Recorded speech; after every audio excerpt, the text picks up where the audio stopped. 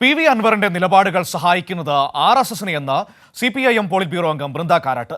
ജനകീയ സർക്കാരിനെതിരായ പ്രചരണങ്ങൾ ജനങ്ങൾ തന്നെ പ്രതിരോധിക്കുമെന്നും ബൃന്ദ കാരാട്ട് പറഞ്ഞു. തലശ്ശേരി മൂളിൽനടയിൽ കോടിയേരി ബാലകൃഷ്ണൻ അനുസ്മരണ സമ്മേളനത്തിൽ സംസാരിക്കുകയായിരുന്നു ബൃന്ദ കാരാട്ട്. വർഗീയ ശക്തികൾക്കെതിരെ സന്ധിയില്ലാത്ത നിലപാട് സ്വീകരിക്കുന്ന സർക്കാരാണ് കേരളത്തിലേതെന്ന് ബൃന്ദ കാരാട്ട് പറഞ്ഞു. ഈ സർക്കാരിനെ ദുർബലപ്പെടുത്താനാണ് ചില വ്യക്തികൾ സ്വാർത്ഥ താല്പര്യത്തോടെ ശ്രമിക്കുന്നത്.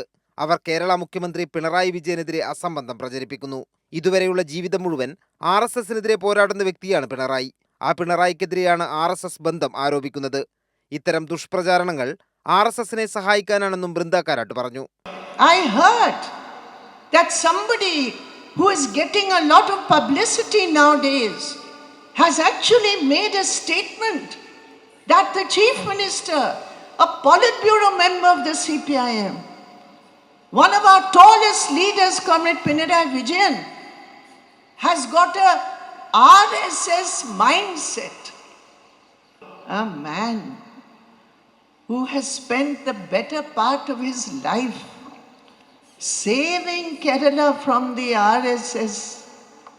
Today, if such a charge is made against our leader, then you have to understand what are the forces who are speaking through his mouth.